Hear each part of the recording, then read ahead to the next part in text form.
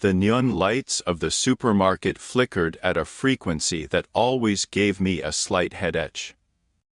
I stood in front of the frozen dinner display studying identical plastic containers as if there were some fundamental difference between them. Teriyaki chicken or beef stroganoff, the choice of a man who had just enough energy left to get from work to home and collapse on the couch. That's when I felt the gaze. Not casual, not fleeting. Accented, heavy, insistent, drilling into the back of my head like someone's finger pressing on my vertebrae. I turned slowly, prepared for another familiar face I wouldn't remember, or a salesperson asking if I needed help.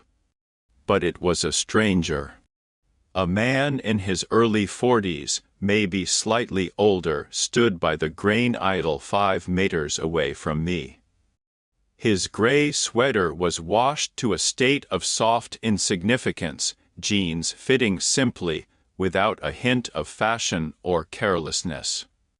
Short dark hair beginning to gray at the temples. An ordinary face, not memorable, not repulsive. He held a bag of rice but wasn't looking at it. He was looking at me. And there was nothing accidental in that gaze. No embarrassment at being caught. No averting of eyes. Only calm, almost clinical attentiveness, as if he were studying me under a microscope. I quickly turned away, feeling something cold slide down my spine. Threw the first package I grabbed into my basket, and headed toward the registers, deliberately not looking back. My step was slightly faster than usual, my breathing shallower. I was angry at myself for this reaction. For letting some strange look throw me off balance. The checkout line stretched 6 people deep. I got in line at the end, took out my phone and stared at the screen, seeing nothing. Minutes dragged like molasses. Up ahead, an elderly woman counted change. The cashier yawned, covering his mouth with his fists. And then a smell appeared behind me. Coffee. Cheap instant coffee with a hint of something burnt embedded in clothing. And a barely perceptible smell of cigarettes, though smoking wasn't allowed in the supermarket. The smell of someone who had just come in from the street. I froze without turning around. Every cell in my body screamed that it was him. Accented that he was standing right behind me, an arm's length away. I felt his presence so acutely, as if the air between us had thickened and become tangible. Long line. The voice was even, almost pleasant. Without accent, without intonation. Just stating a fact. I slowly turned around. He was standing too close, violating that invisible boundary of personal space that people usually observe instinctively. His face remained calm, almost indifferent. But his eyes, gray-blue eyes, looked with such perceptiveness, as if seeing not me, but an X-ray of my bones. "Yes," I answered, trying to keep my voice steady. He nodded. Slowly, as if confirming something important to himself. Accented, "You're in a hurry." It wasn't a question. He said it as calmly as he'd called the line long.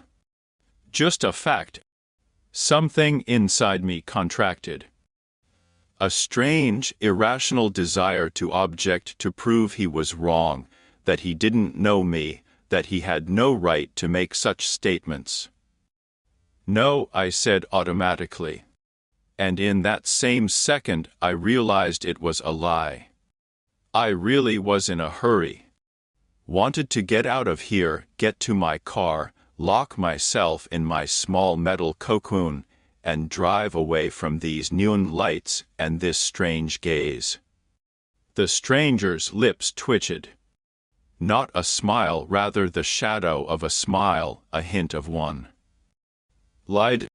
He said it so quietly that the cashier 2 meters away couldn't have heard. But I heard. Every letter, every syllable. The word fell between us like a stone into a quiet pond, spreading in invisible circles. My heart beat faster. My palms swayed. What? My turn came.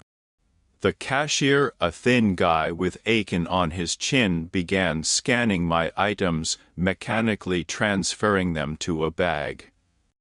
I held out my card, entered the PIN. My fingers trembled barely noticeably. Accented nothing, the stranger said. Have a good evening, Michael. My name.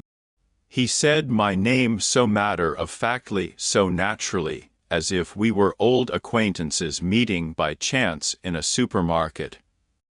Without questioning intonation, without uncertainty. I grabbed the bag and left without looking back. The automatic doors slid apart with a hiss and cold evening air hit my face. I almost ran to the car, inserted the key in the lock with trembling hands. Got behind the wheel and slammed the door, finally feeling safe behind glass and metal. The engine started on the first try. I turned on the heat, though the cabin wasn't cold. I just needed that sound. That familiar purr reminding me that everything was fine, everything was under control. My name on the bank card. Of course. He just stood close enough to see the name when I paid. Or heard the cashier call me. Though the cashier hadn't called me. He hadn't said anything except the amount. Maybe we went to the same school. Worked at the same company. I scrolled through faces, names, places in my memory. Nothing fit. That face was completely unfamiliar. Coincidence. Just a strange, unpleasant coincidence. I started the car and drove home, turning the radio up loud to drown out the voice in my head that kept repeating one word. Lied. The next 2 days passed in the usual routine. Alarm at 6:30. Shower. Coffee from the machine on the first floor.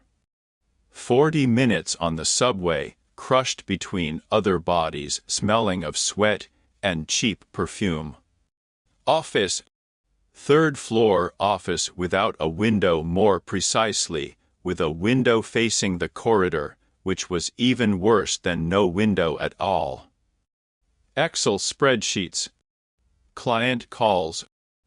Lunch break at my desk, because going to the cafeteria meant wasting time on conversations with colleagues.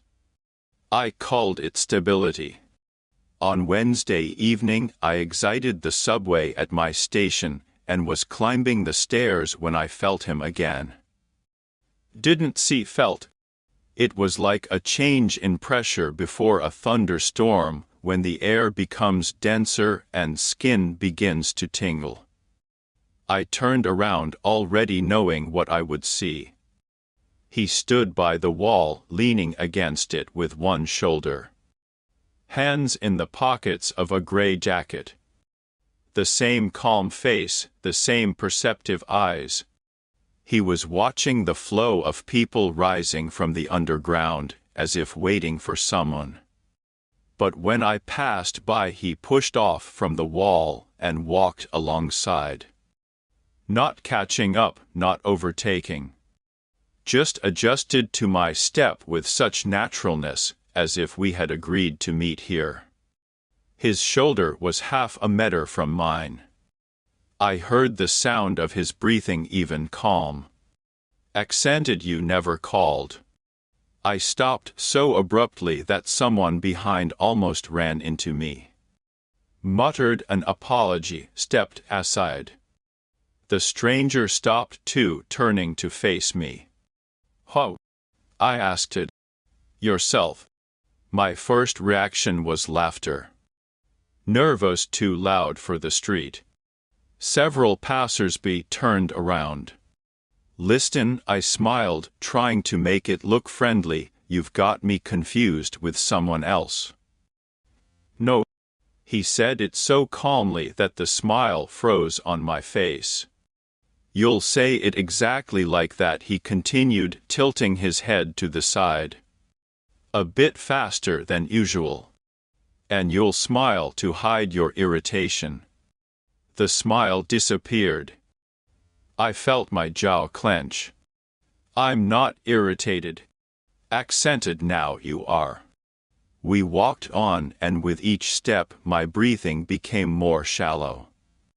He walked beside me, not too close, but not far. Perfectly synchronized.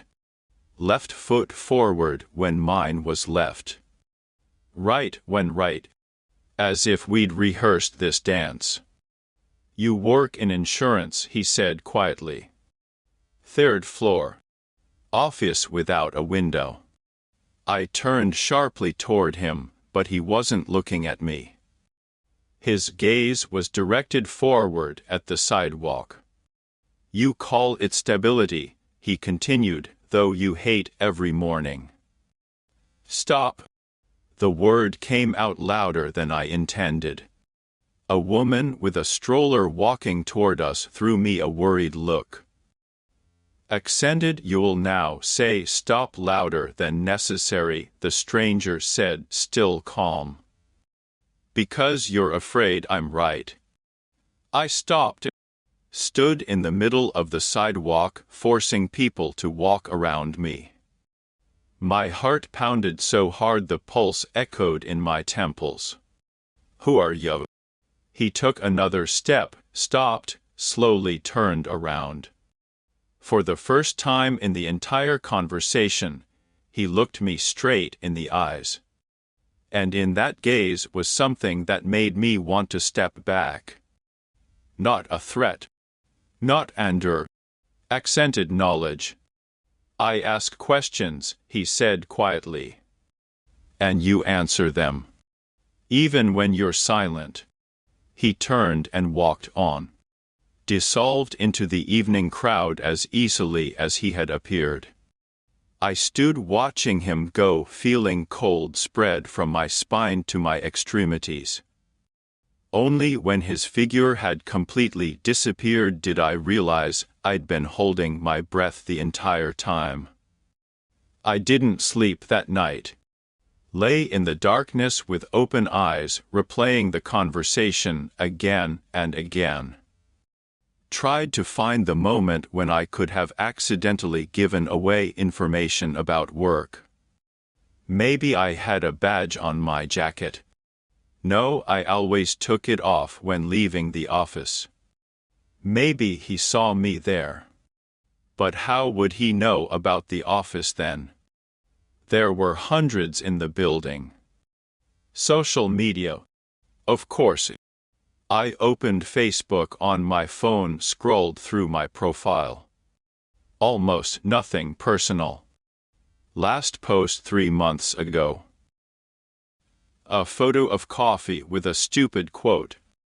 Privacy settings set to maximum. LinkedIn. There was work information there, but only the company name. No details about floor or office. Maybe he's a private detective. But why would anyone be following me? I don't owe money. Didn't cheat on my wife because I didn't have a wife. Didn't commit crimes. The last thought lingered longer than it should have. I got up, walked around the apartment. Checked the lock on the door, locked. Windows locked. Everything was in its place, but the apartment felt foreign, as if someone had moved the furniture a millimeter and now everything looked slightly wrong. At 4 in the morning I fell asleep. I dreamed of an office without windows, but not mine.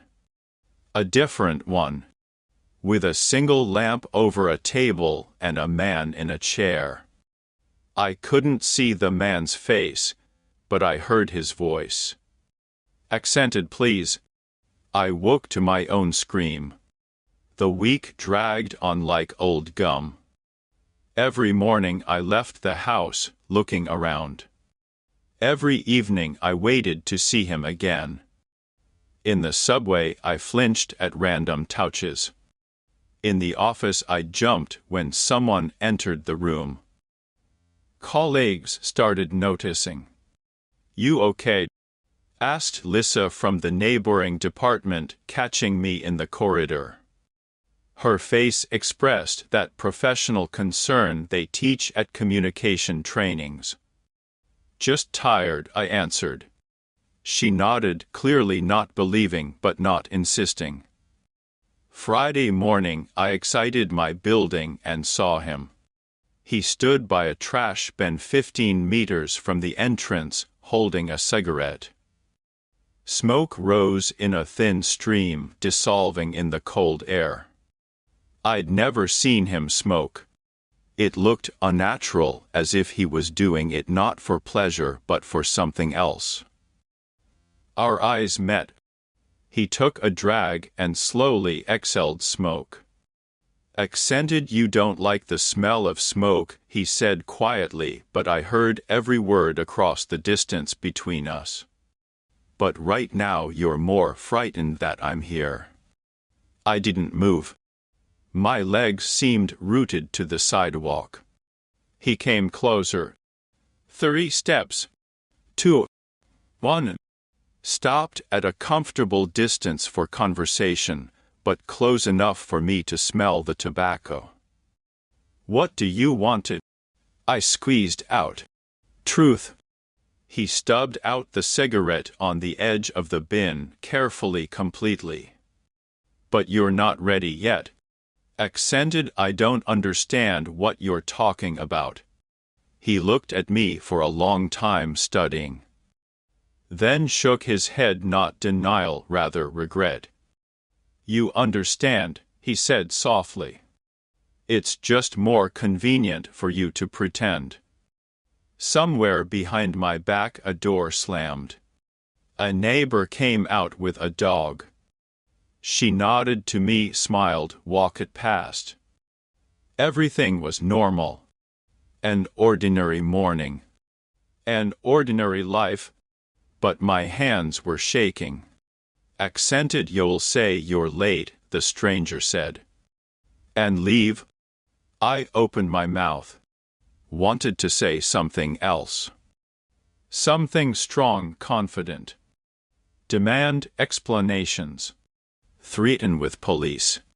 "I'm late," I heard my own voice. The stranger's lips curved in a faint smile. "You see." He began appearing everywhere. In the parking lot. At the cafe. Once I saw his reflection in the office glass, but when I turned around he wasn't there. I started checking doors, windows, phones. It seemed to me that he knew when I was lying, even to myself.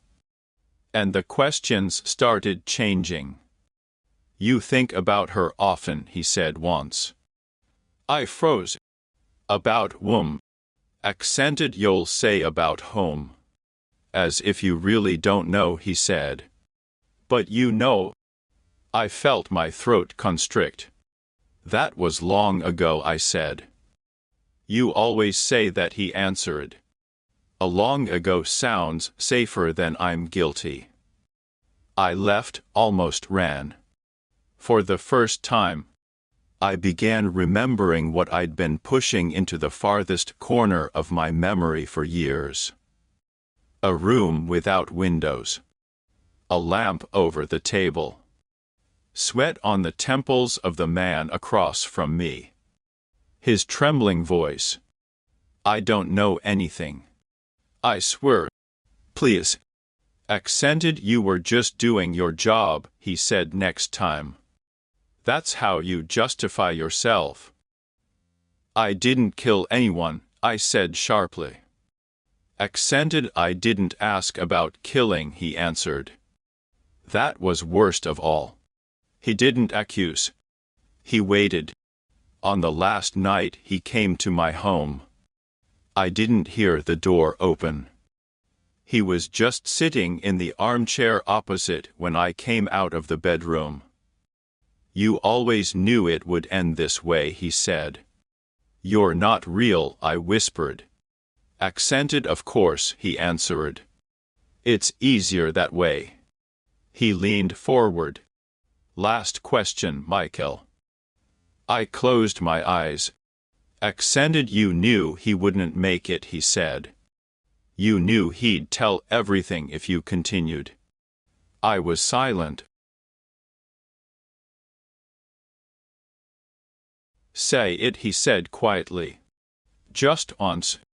The words stuck in my throat. But for the first time in many years I didn't look for an excuse. Yes, he nodded. Now we can go. Where? Accented. Where you don't need to lie anymore, he said.